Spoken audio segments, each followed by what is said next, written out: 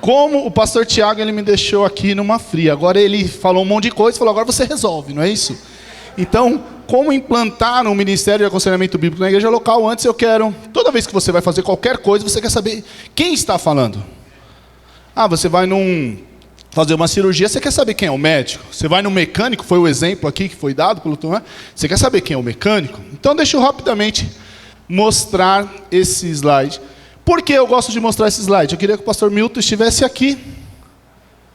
Porque por onde nós passamos, nós mostramos ali, ó, batista regular, né? E por causa do aconselhamento, nós temos viajado bastante pelo Brasil, e até fora do Brasil, e nós levamos o nome batista regular. Então eles perguntam, e eu digo isso que eu estava no seminário da Assembleia de Deus, ensinando isso. Nossa, os batistas regulares são... Então está lá, tá bom? A gente fala bastante isso. Faço parte do Logos, não sei se ainda continuo, né? O pastor acabou de perder o livro, mas faço parte da... E sou casado com a Fernanda, também conselheira da CAD, que eu vou falar daqui a pouco. Guilherme, como diz o pastor Gilberto, estou recebendo currículos, tá? 18 anos, crente. Tá? Preciso casar ele com uma pessoa crente, né, gente? E aí a Gigi. A Gigi, infelizmente, é o primeiro convento batista regular que nós vamos fundar para a Gigi, para ela não ter esse problema, né? Então, a Gigi, se alguns irmãos também quiserem mandar o currículo para deixar suas filhas, a gente vai abrir esse convento, tá? E aí a nossa família, e todo mundo fala, nossa, você é tão apaixonado pela sua esposa, vocês se vivem tão bem. Aqui está a fórmula do sucesso. Eu joguei a moedinha lá na fonte, né, do amor eterno ali no Rio Grande do Sul, por isso que aconteceu isso. Outra coisa, eu quero falar um pouco da ABCB, por isso que eu estou com a camisa da ABCB. A ABCB tem promovido o aconselhamento bíblico, eu vou chamar agora aconselhamento bíblico noutético. Por quê? Você vai falar para um pastor, que ele falar sobre aconselhamento bíblico, o pastor vai falar o quê para você? Isso aí todo mundo faz, e é verdade. Homens de Deus que usam a palavra de Deus para ensinar. Mas então eu vou só diferenciar um pouco, vou chamar de aconselhamento noutético. E o que acontece? Aqui nós temos as conferências em Águas de Lindóia, nesse hotel, né? Tem o ano passado foi acho que 1.100 pessoas. Nós lotamos todos os hotéis aqui.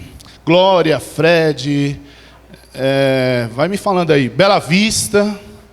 Então, tem sido muito bom as conferências. Nós temos em Manaus, Fortaleza, Piauí, além de ajudar várias igrejas, que nós oferecemos o módulo 1 e o módulo 2. O pastor Paulo Bondezan, ele é professor também da ABCB. E lá em Curitiba acontece o módulo 1 e o 2, não acontece, pastor? Autoconfrontação. Então, você pode levar esses cursos para a sua igreja, é só entrar em contato. Nós, dependendo da disponibilização dos professores, nós temos um prazer. Por quê? Vou contar algo aqui. O movimento da ABCB, ele é praticamente batista regular. Você tem o pastor Flávio Exaledo, você tem o pastor Edson que estava aqui, você tem o pastor Pierre, pastor Fernando, né? Bill Moore, né? São quase que batista regular, a nossa raiz. É lógico que tem mais outras pessoas agora, mas todos são batistas e a maioria é batista regular. Começou ali, inclusive quando era no Ipiranga, o seminário, as nossas reuniões eram lá. Então nós temos oferecido esse treinamento. Isso aqui, ó, é nesse palco. Eu quis essa foto, eu não lembro de quando que é. São os preletores, e aí nós estamos respondendo as perguntas, né, que nós temos perguntas e respostas. E é nesse, eu fiz questão de colocar, porque a gente ocupa o outro salão agora, mas a gente ocupa 5 salões, se eu não estiver enganado. Me ajuda aí o pessoal da ABCB. 5, porque nós temos autoconfrontação, módulo 1, 2, 3, 4, e o módulo 5, que é um módulo só para, pensando em exegese do aconselhamento, tá? Então, isso aí é em Fortaleza. E aqui é o que eu queria falar. Lembra que eu falei? Quem é que está falando com vocês? Primeiro, nós temos uma clínica de aconselhamento, ou um ministério de aconselhamento, centro de aconselhamento, o que você quiser chamar de aconselhamento, nós temos lá em nossa igreja. Estamos completando mais de 10 anos de trabalho.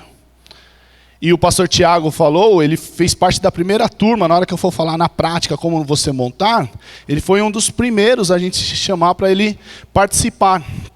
E essa clínica, essa foto está desatualizada, tá? Nós somos em 11 conselheiros, tem 2 em treinamento, mas a nossa clínica ela tem fila de espera. Nós não conseguimos atender a demanda da procura das pessoas com problemas na nossa igreja. O camarada, ele precisa, se for cristão, for crente, ele entra na fila. Se é descrente, a gente dá um jeito. Aconselhamento meia-noite, 3 horas da manhã, a gente dá um jeito. Mas a gente tem fila de espera de tanta gente que precisa do aconselhamento bíblico, certo? Falando sobre isso, daqui a pouco eu vou voltar na CAD, tá? Mas pensando um pouco sobre isso, assim, mas por que esse assunto agora, você diz que é um assunto relevante? Porque está existindo um crescimento de igrejas buscando o aconselhamento bíblico, como eu chamei ali no tético. O que significa? Muitas igrejas têm sido despertadas para o ideal de instituição que ampare seus membros nas mais problemáticas situações da vida. Ou seja, antigamente, o camarada tinha algum problema, o que a gente fazia? A gente buscava ajuda através de um outro tipo de aconselhamento. Hoje não. E aí eu quero valorizar a ABCB, que tem trabalhado muito para isso. Os pastores estão tendo condições. Mas eu quero trazer um caso simples. Quer dizer, não é simples, mas um caso para vocês. Imagine uma menina homossexual, 24 anos. Como que a gente vai aconselhar ela? Você fala assim, peraí, é simples. Não, mas essa menina, aos 7 anos de idade, ela foi entregue ao pai como escrava sexual. Porque essa menina, ela foi fruto de uma violência sexual que a mãe dela sofreu do pai da mãe, ou seja, do avô dela. Só que essa menina, aos 3 anos de idade, o pai, que não é o pai dela, mas o marido da mãe, beijava suas partes íntimas, dizendo que isso era amor e carinho. A mãe trancava ela dentro daquela despensa, né, de alimentos, deixava ela presa dentro daquela despensa, e às vezes até sem comer, porque a mãe tinha raiva dela, porque ela é fruto de uma violência sexual. Só que ainda não está, calma, o caso ainda não está totalmente completo. Essa menina se apaixonou pelo pai. Ela gostava de ter relação sexual com o pai, que não é o pai, né? Essa menina, depois a gente descobre que ela violentava as irmãs mais novas dela. E ela foi crescendo, e quando ela chega na faculdade, ela percebe toda a realidade, ela pega nojo de homem. E por isso ela vai, inclusive, se tornar homossexual. Como que a gente aconselha essa mulher?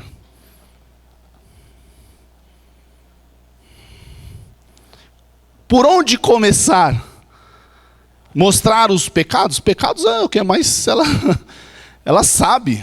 Inclusive porque a família, né, depois de um tempo, veio a Cristo. E faz parte de uma igreja. Entende a situação? Então, quando nós estamos falando de aconselhamento, as igrejas têm aprendido a lidar com situações assim.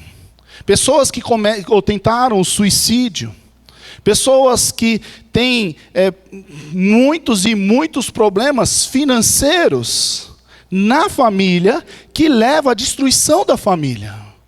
E como aconselhar? Usa a Bíblia. A Bíblia tem resposta para coisa financeira, planejamento familiar.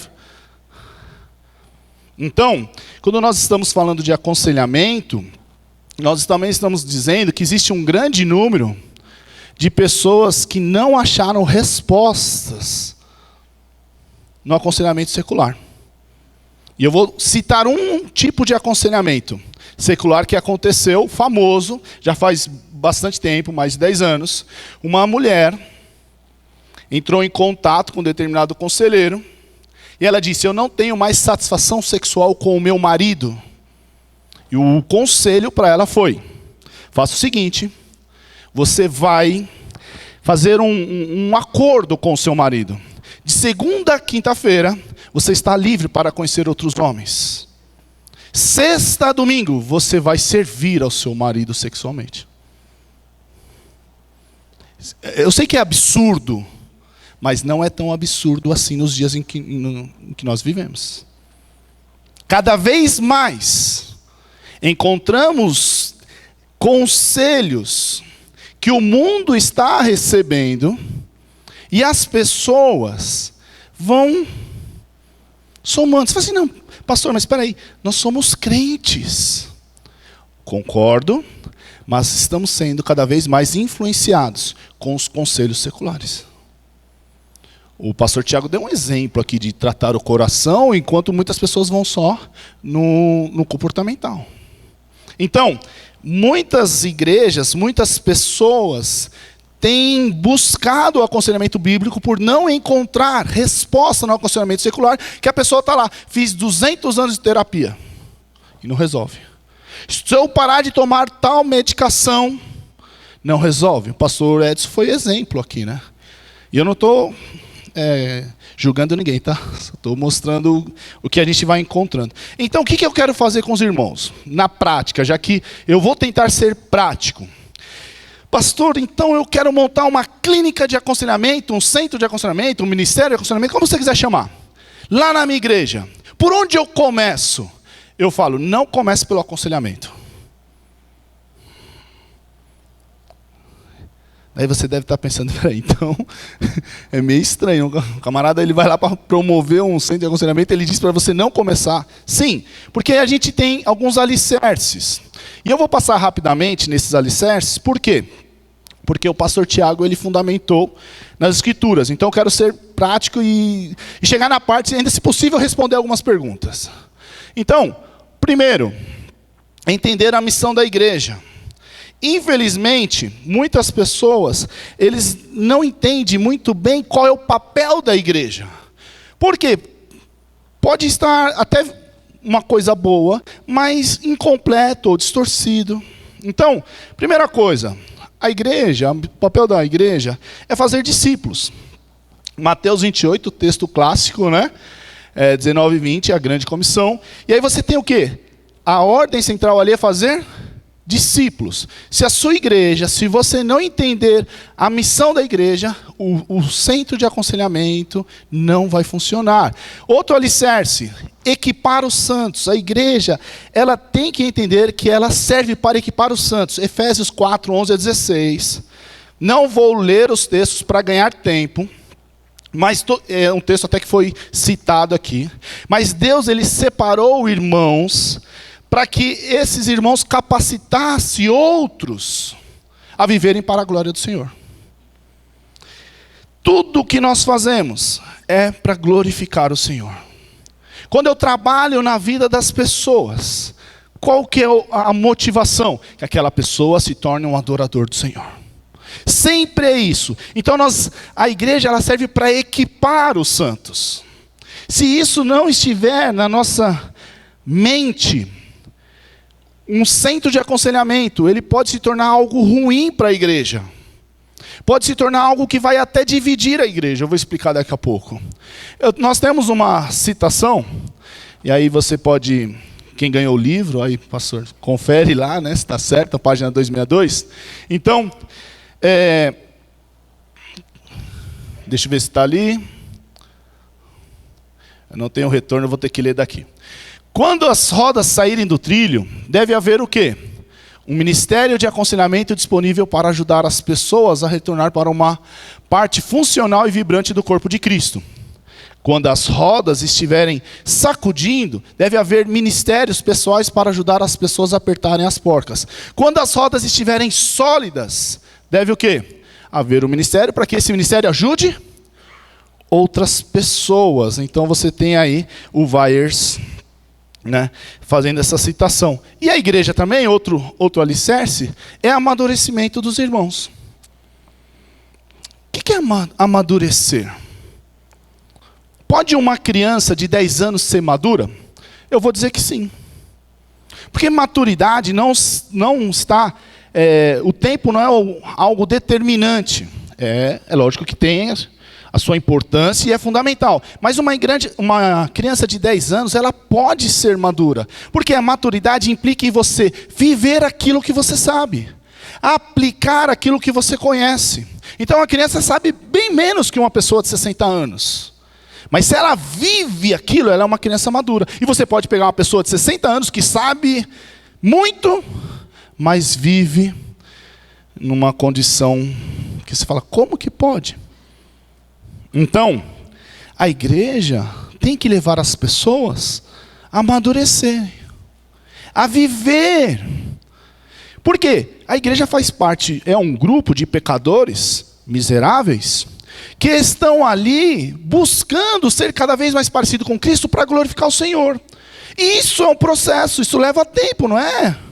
Não estou falando de salvação, viu? Fique bem claro aí. Mas isso é um processo. E você vai caminhando com a pessoa.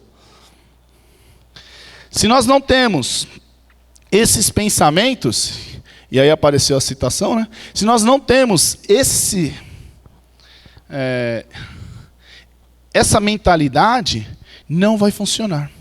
Outra coisa que a gente precisa, então, é entender a missão da igreja. A outra coisa, olha lá, a missão da igreja deve fazer discípulos, batizar, ensinar, equipar, amadurecer. Isso deve estar bem claro. Esse é o papel.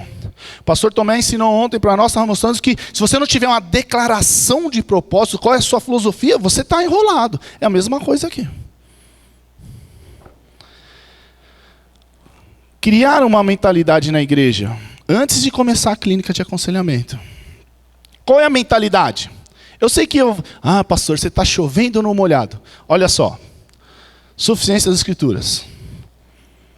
É chover no molhado? Irmãos, cada vez mais, a palavra de púlpito está se tornando irrelevante.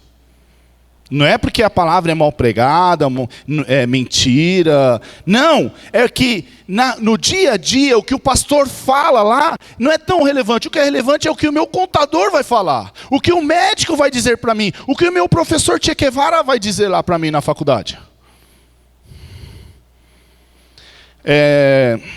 Eu fiz um mestrado na UMESP e eu tive um professor luterano. E ele disse o seguinte, que lá no Rio Grande do Sul, então o pastor ensinou que os irmãos não devem ter aquelas heranças supersticiosas, né? Porque era muito comum eles colocarem uma ferradura debaixo da casa, aquelas casas eram de madeira suspensa, sabe? E daí 2 irmãos, o pastor terminou de pregar, um irmão olha para o outro e fala assim, e aí, você viu o que o pastor falou? E agora? Não, ele não sabe que a gente tem a ferradura lá. Ou seja, o pastor fala, o camarada entende que é o certo, que é bíblico, mas o que muda na minha vida? Então nós precisamos mostrar para a nossa igreja ter a mentalidade que a Bíblia, ela é suficiente. A Bíblia, ela sim mostra o caminho que nós precisamos. E não é o que o fantástico vai apresentar, o que a super interessante vai nos apresentar, mas a Bíblia.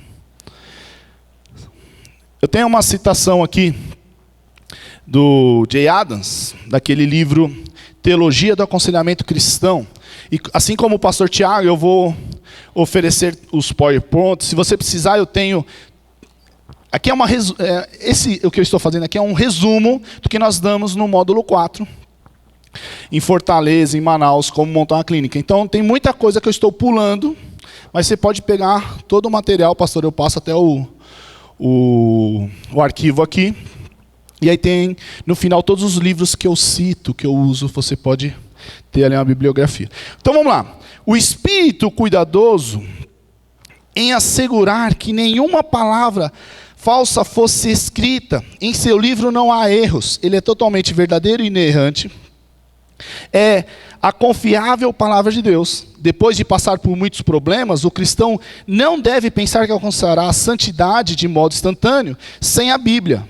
Deus não trabalha dessa forma. O Espírito opera por meio de sua palavra e é assim que ele trabalha. Assim, para ajudar o consulente a disciplinar-se em relação à piedade, o conselheiro deve instruir no estudo regular da palavra de Deus como um fator essencial.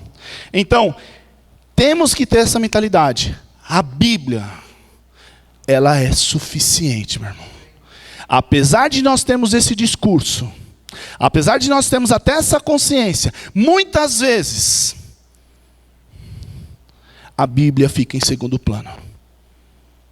A Bíblia diz, não grite com a sua esposa, trate como um vaso frágil. Mas quando eu estou nervoso, tenho que desabafar. Me prova isso na Bíblia, eu vou fazer que nem o pastor Edson, né? É capítulo e versículo. Você não tem isso. Mas isso a gente vai colocando. Outra coisa, que é chover no molhado, doutrina da santificação progressiva. Se você é crente e você continua da mesma forma que você era ontem, tem alguma coisa errada. Cada dia nós devemos crescer em santidade, ser mais parecido com Cristo. Então, se ontem eu era um camarada explosivo, hoje eu sou mais calmo. Por quê? Porque isso glorifica a Deus. Ah, se antes eu era um camarada que só criticava, agora tudo eu dou graças. Por quê?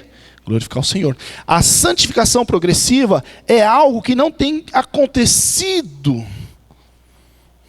em nossas igrejas. O camarada, ele entra na igreja, ele está 30 anos lá e ele continua. Ah, eu sou assim mesmo, eu nasci assim, vou viver assim, vou morrer assim. E vai para o inferno assim também. Por quê?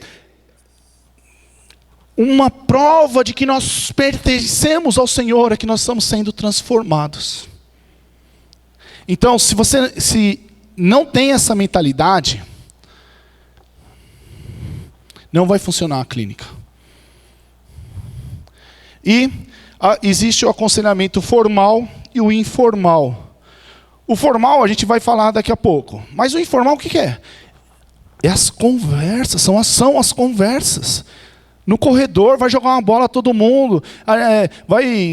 Os adolescentes eles vão sair, vão fazer alguma coisa, vão no cinema, sei lá, o que vai.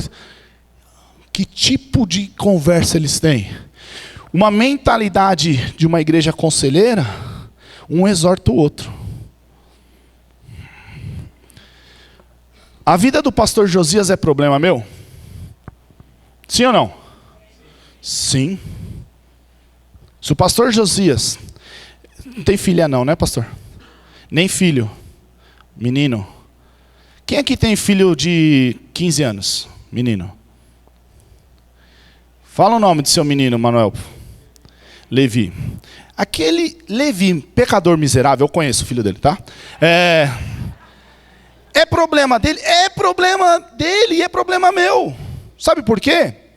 Porque primeiro, o filho dele representa o Senhor, já que ele vai levar o nome de cristão, porque o pai é cristão, mesmo que ele não seja cristão. Ainda mais filho de pastor, né? O pastor Felipe ensinou lá. Agora, o que acontece? Eu tenho a Gigi em casa. E eu quero que ela case com crente. E aí tem o encontro dos adolescentes da igreja batista. E ela olha para o Levi, dá aquela piscada. É problema de Deus se ele não cuida daquele menino para ser um homem de verdade. Porque vai dar, não é verdade? Como se eu não crio a Gigi para ser uma mulher submissa ao esposo. Então, a vida do Levi é problema meu. É problema de todos nós. Existe preferência? Sim. Mas cada um tem que prestar conta ao outro. Então, uma igreja conselheira, não tem essa, eu vou falar, ele vai ficar meio magoado. Ah, ele não gosta. Não. A mentalidade é, eu tenho o direito de falar da sua vida o quanto eu quiser e na hora que eu quiser. E se eu estiver errado, você me ensina. Você não está cuidando bem do seu filho, não. Você está vendo que seu filho está sendo assim? Ele vai ser um homem menino. Pode procurar na internet, tem um artigo meu lá. Homem menino.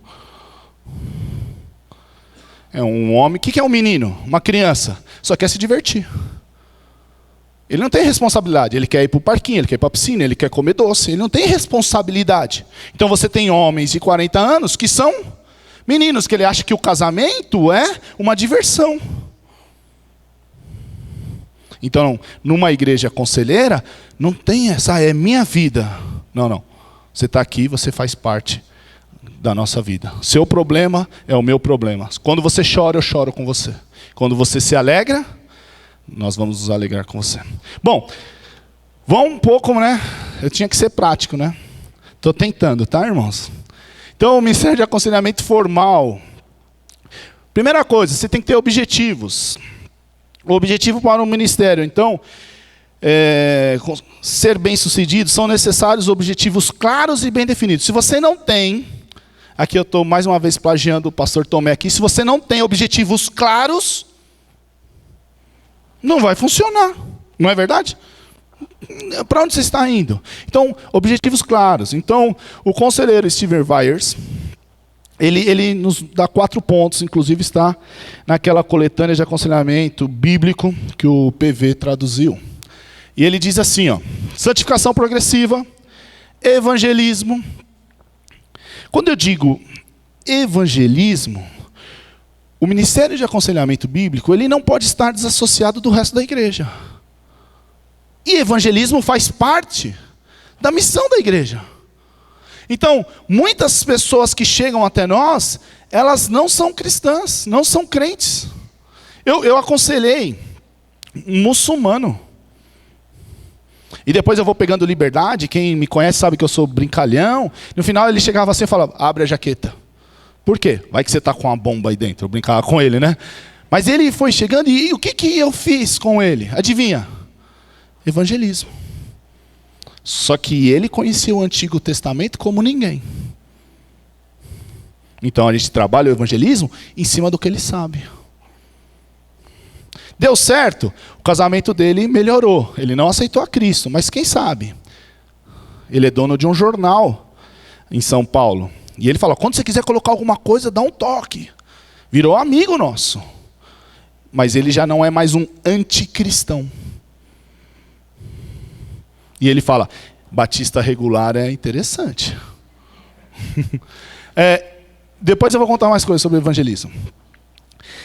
Ocupar espaço na comunidade.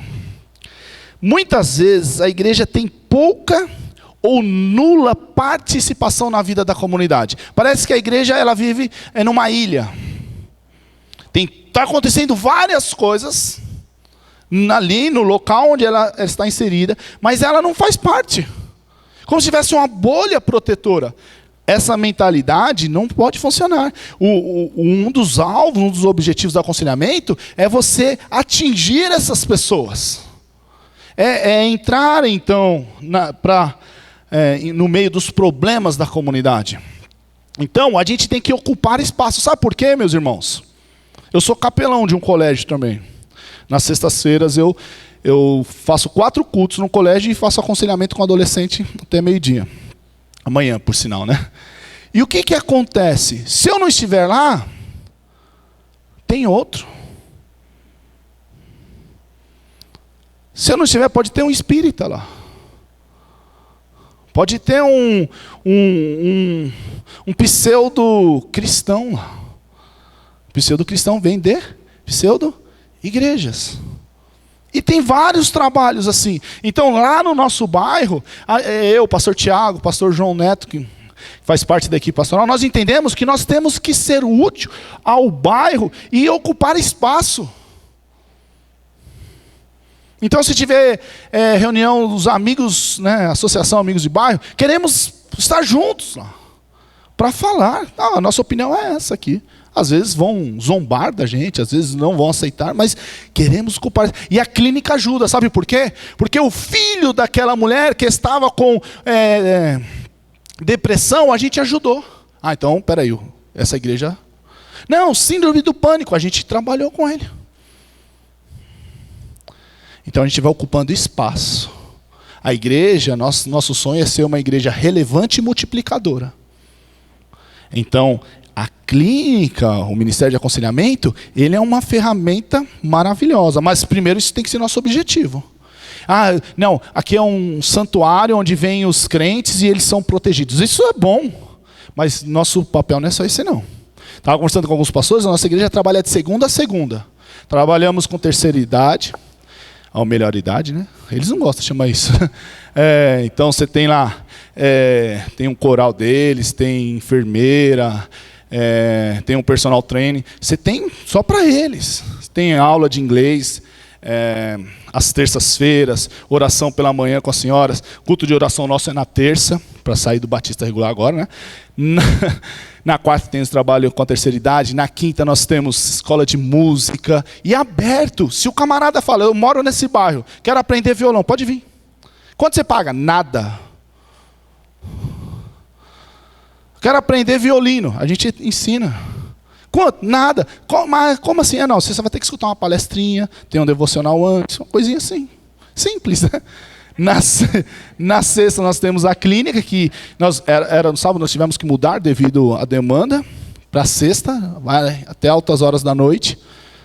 E no sábado nós temos futebol com a molecada, tem jiu-jitsu, tem curso de libras. A igreja funciona de segunda a segunda. E quem está ganhando com isso? A comunidade. A gente estava brincando que agora nas férias, não sei se isso acontece na igreja dos irmãos da nossa, tem aqueles irmãos que vão viajar, a igreja dá uma... Entendeu? Eu fico até pensando, será que foi o arrebatamento que eu fiquei? Alguma coisa assim, né? Mas dá uma fugidinha, não dá? A nossa igreja chegou ao ponto de o número de visitantes ser quase o mesmo número de membros. Porque as pessoas vão. E aí a gente descobre, ó, tá vendo aquele irmão que está vindo no futebol? Aquela criança, eles não tinham condições de fazer a ceia do Natal. Daí a gente vai lá e oferece. É assim que a gente vai chegando. Mas tudo começa com aconselhamento. E por último, ser relevante nos assuntos da comunidade local. Por exemplo, nós fazemos pesquisas. O que tem acontecido?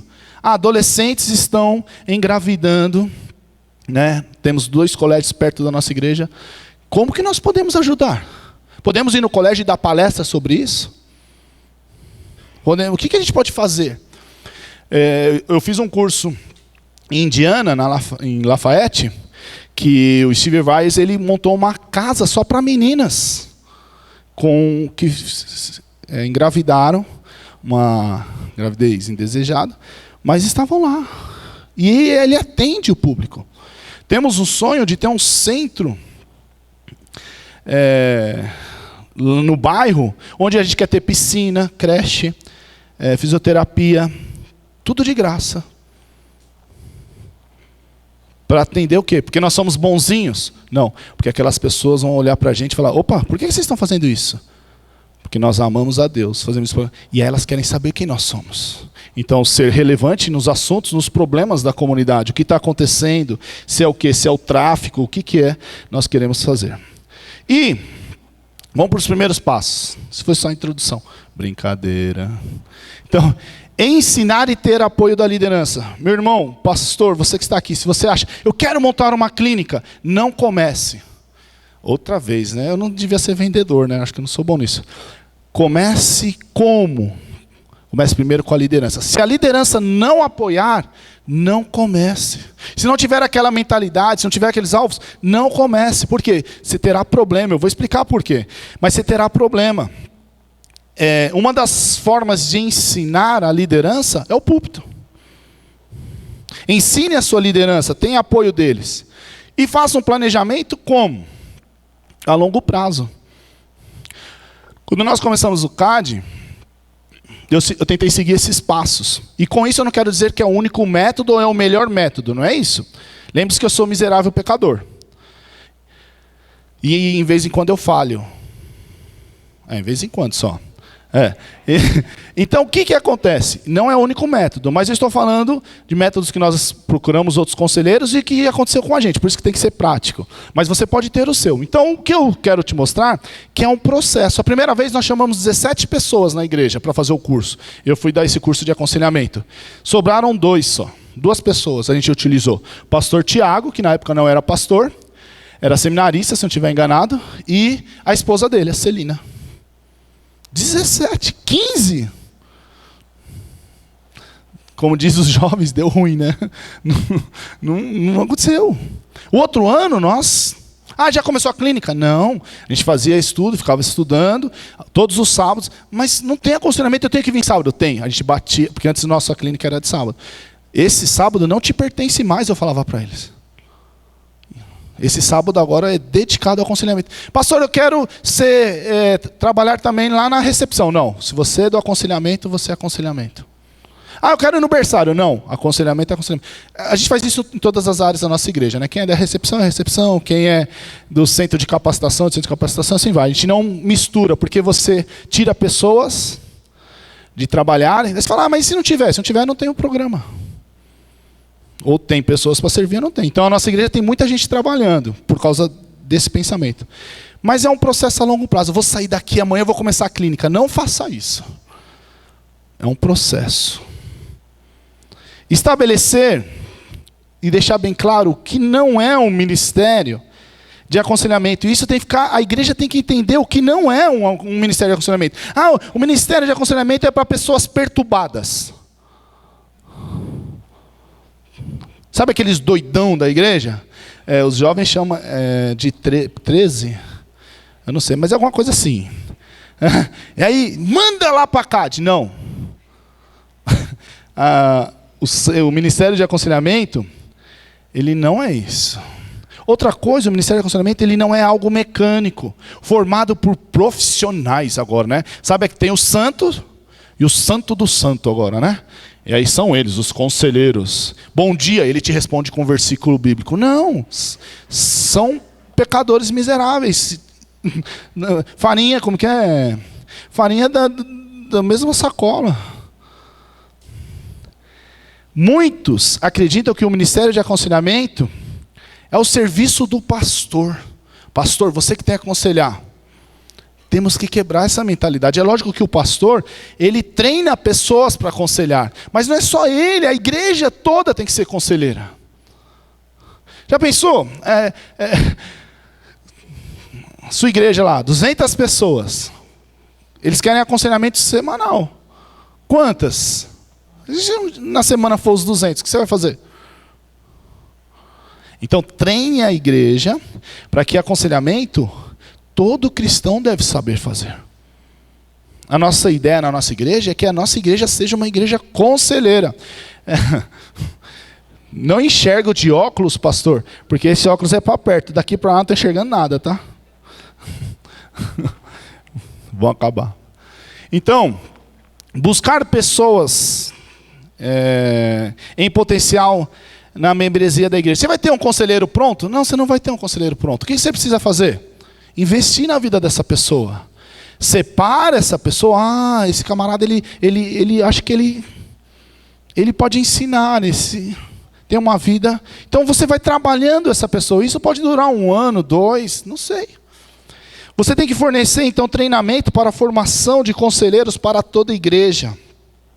O que nós fizemos? Eu dei um estudo para toda a igreja. Daí ali, começa a pipocar, né? Ah, aquele serve. Daí você separa. Eu chamo de os escolhidos. Você pega esse, pega aquele, aí você começa a investir nessa pessoa. Talvez esse vai precisar como ensinar melhor. Talvez aquele precisa de um pouco mais de conhecimento bíblico do Antigo Testamento. E aí os seminários sempre nos ajudam nisso.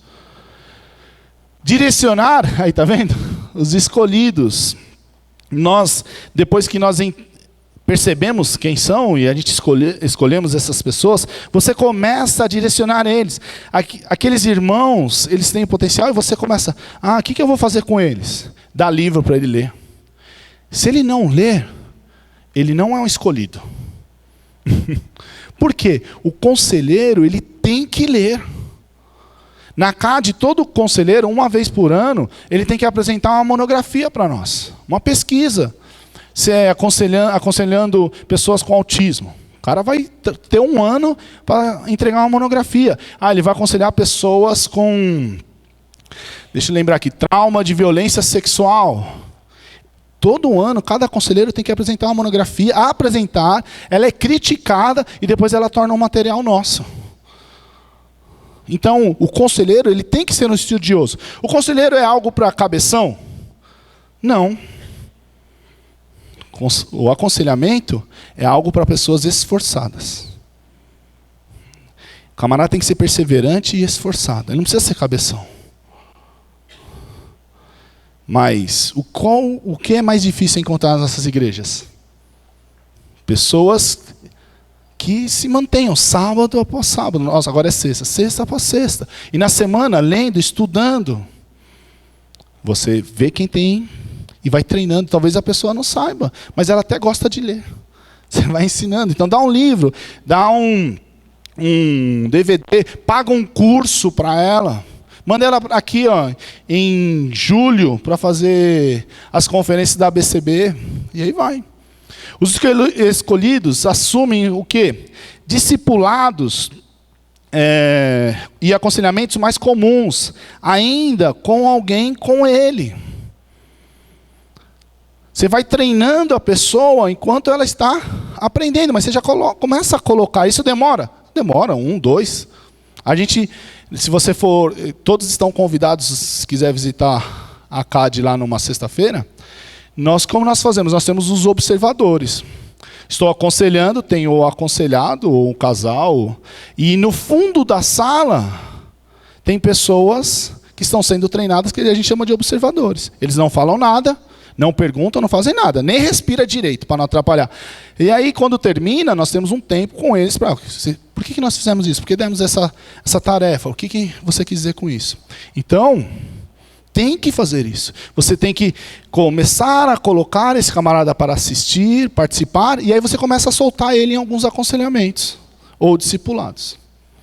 Vamos lá, a gente está indo já caminhando, falta 3 páginas.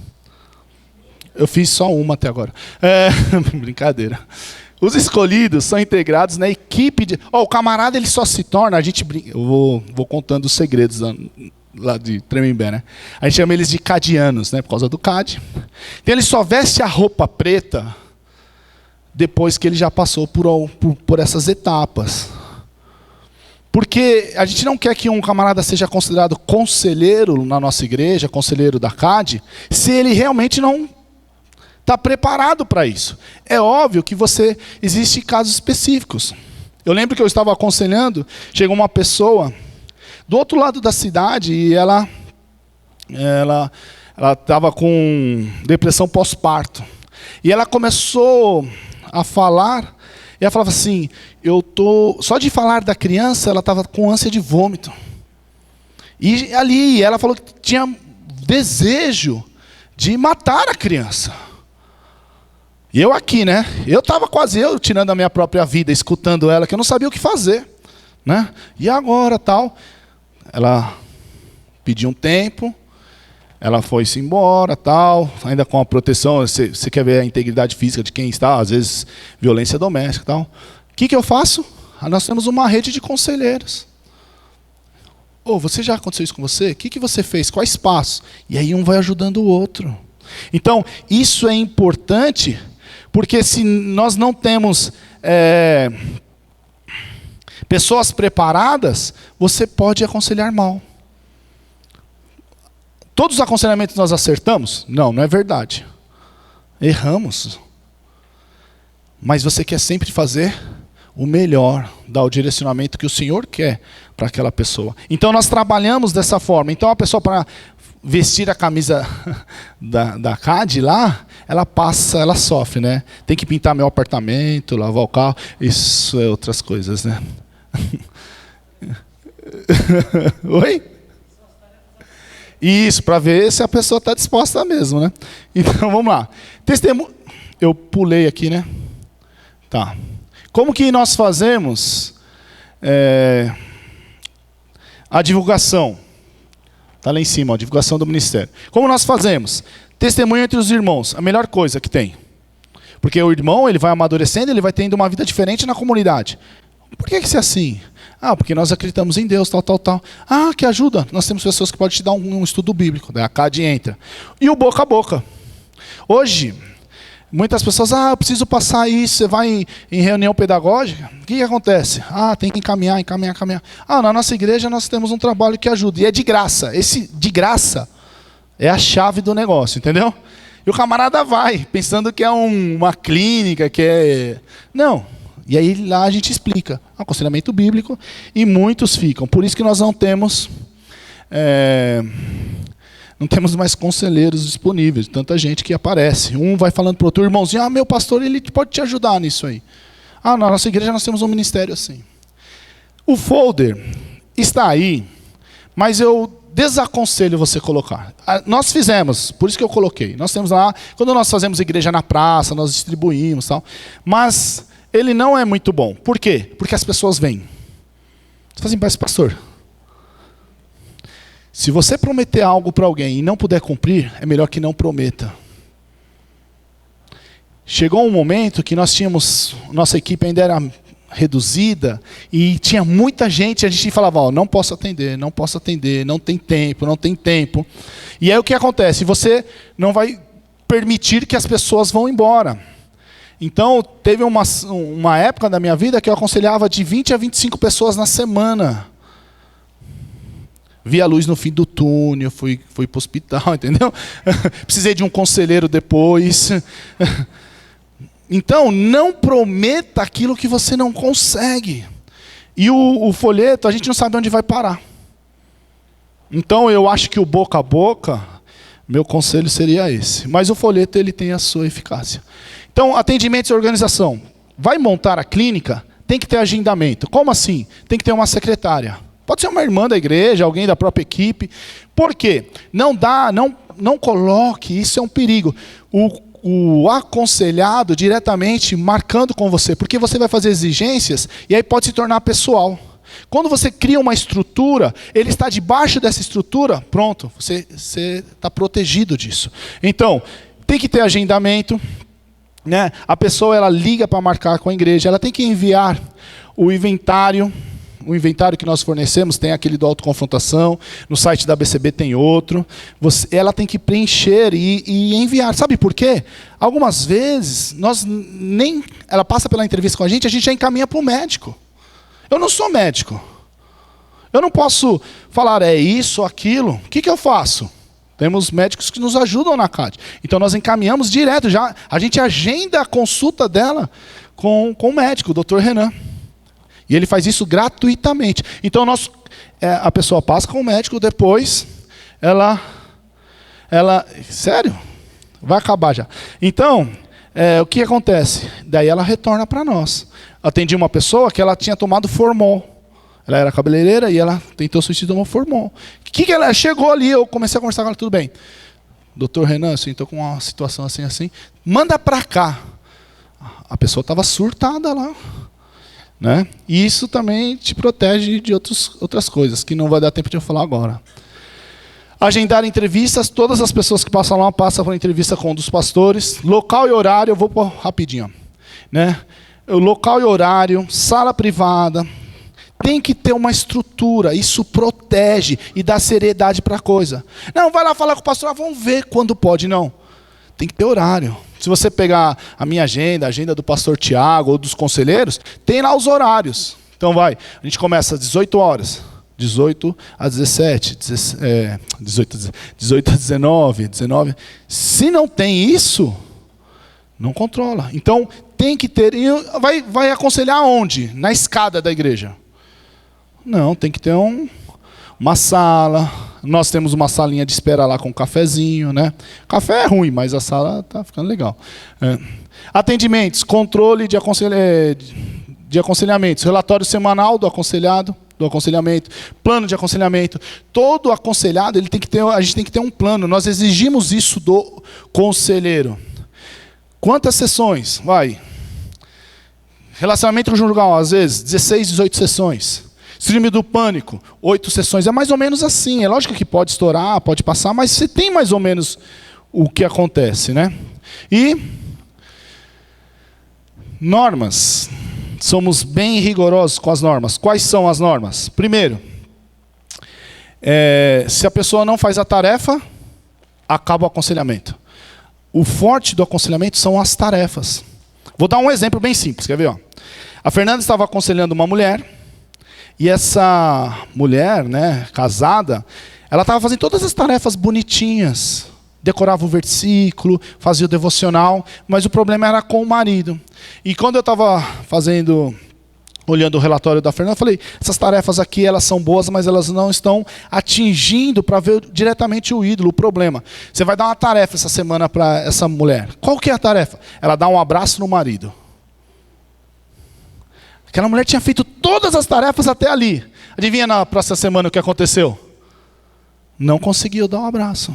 Então as tarefas, às vezes, elas servem para nos mostrar o coração da pessoa, até onde ela está disposta a ir para obedecer a palavra, e assim vai. Então, não fez as tarefas? Não tem aconselhamento. Participação nos cultos. O que aconteceu? Eu, pastor Tiago, a gente estava sendo co-pastor de muitas igrejas. Problema na igreja, o pastor mandava o camarada para lá, né? E a gente estava atendendo. Agora a gente faz o quê? O camarada vai passar com a gente, tem que assistir, não gosto de falar assistir, mas tem que cultuar com a gente. Outras coisas, muitas igrejas pentecostais. Enquanto você estiver fazendo aconselhamento, você vai ter que participar do culto aqui. Isso diminuiu, mas melhorou a qualidade. E o camarada tem que ser assíduo, né? Não, faltou 2 vezes no aconselhamento. Vai para o fim da fila. Eu não tenho tempo para perder com ele. Eu estou investindo tempo. Eu estou investindo meu tempo. E ele está investindo o quê?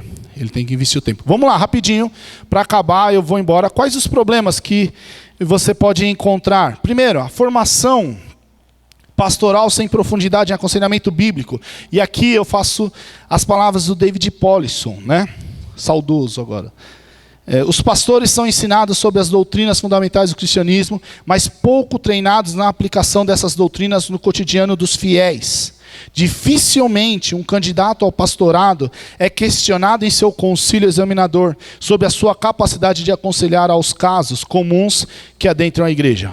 Você pergunta as doutrinas, mas e para por aí. Então, nós temos você vai encontrar esse probleminha. Visão equivocada sobre o ministério formal de aconselhamento bíblico, né? Não, as pessoas vão buscar às vezes credenciais seculares. Pouco investimento por parte das igrejas. O camarada investe em tudo. Mas quando fala que é aconselhamento, não, porque aconselhamento ele já vem embutido na vida do pastor, alguns pensam. Poucas instituições que regulamentam o aconselhamento bíblico. A ABCB agora está certificando, ela foi dividida, tem a ABCB Ensino e a ABCB Certificadora, quem serão os conselheiros, palestrantes e assim vai. O último ponto, pode marcar aí 2 minutos, pastor, que é em 2 minutos. Qual o benefício? Primeiro, é um meio de evangelismo à comunidade. Na minha opinião, tem sido um dos melhores na nossa igreja. Por quê? Porque todo mundo tem problema. E quando você se interessa pelo problema da pessoa, ela te escuta. A gente entregou sopão, e os camaradas fazem a fila rapidinho ali em Santana, eles não querem te escutar. Mas quando você está cuidando de um filho, quando você está tratando desses problemas, a pessoa te escuta, e ela sabe que você está preocupado com ela. Outro ponto, é uma excelente ferramenta de edificação e amadurecimento na igreja, e da igreja. Então, a gente falou bastante sobre santificação. E incentiva a igreja a deixar seu conforto de dentro das 4 paredes e se envolve com os problemas do bairro que ela está. Vamos lá ver o que está acontecendo. É muita droga na adolescência, como que a gente pode ajudar? Né? Tem sido isso que tem acontecido com a gente. E aproxima as igrejas, co-irmãs. Muitas igrejas, a gente conseguiu amizade, que nem por causa do aconselhamento, né? Trocar informação com o outro. E encerrando, então, o que a gente pode entender? Deus tem capacitado pastores e irmãos a fim de que esses ministrem respostas bíblicas para as dificuldades do dia a dia do homem. Então, pesa sobre toda a igreja a responsabilidade de ser o baluarte da verdade, isso a gente já sabe, sendo a proclamadora dos princípios e vontade de Deus.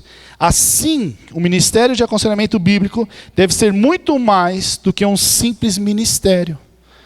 Mas a igreja como um todo deve ser um ministério de aconselhamento bíblico. Então, meus irmãos, o que a gente tem que entender?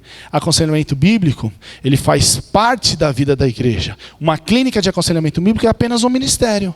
Mas a igreja toda deve ser uma igreja de conselheiros, tá? E aí tem, como eu falei, tem de onde nós pesquisamos tudo o que nós dissemos aqui. Quero orar com os irmãos e, se precisar, estou à disposição. Todos estão convidados a ir um dia lá na CAD. Tem alguns pastores amigos que já foram lá, ainda quando era sábado, né? Mas tem igrejas que vão, participam. Vocês são os nossos convidados.